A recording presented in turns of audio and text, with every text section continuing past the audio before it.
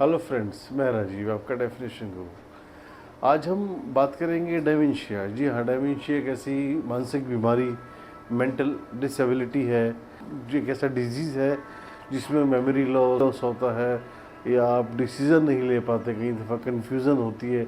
काफ़ी ऐसे सिम्टम्स हैं जो डेमेंशिया में आते हैं। अल्जाइमर्स इसका एक मेन डिजीज़ है, डेमेंशिया का।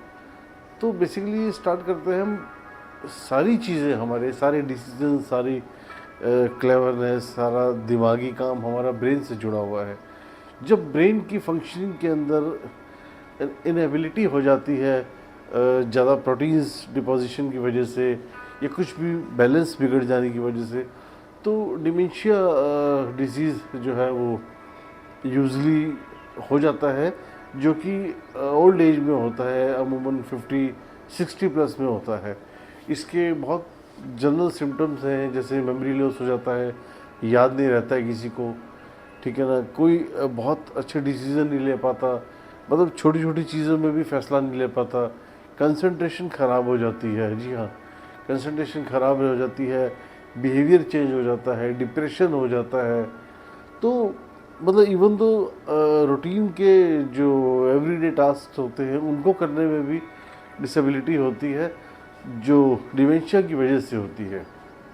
और ऐसा नहीं है कि हम इसको, देखो वैसे तो डॉक्टर की सलाह से हम इसको दूर कर सकते हैं, डॉक्टर से मेडिसिन लेके इसको दूर कर सकते हैं, लेकिन कुछ एक जनरल चीज़ें हैं जो हम अगर उनके साथ अपनाएं तो हम काफ़ी हद तक क्योर कर सकते हैं। जैसे सबसे पहली बात तो उनके अंदर कॉन्फिडेंस जगाना। जी हाँ, कॉन्फिडेंस जगाने की कोशिश करना, साथ ही साथ उनसे बातचीत करनी बहुत ज़रूरी है। उनसे बातचीत करने, उन्हें डिफरेंट डिफरेंट टास्क देना ताकि वो अपनी मेमोरी को रिकॉल कर सकें। उनसे अलग अलग चीज़ों पे बात करना, और साथ के साथ जो स्लीपिंग डिसऑर्डर है उनका, उसको ख़त्म करना, वो बहुत ज़्यादा ज़रूरी है। बीपी शुगर को कंट्रोल में रखना उनका, ये बहुत ज़्यादा ज़रूरी है।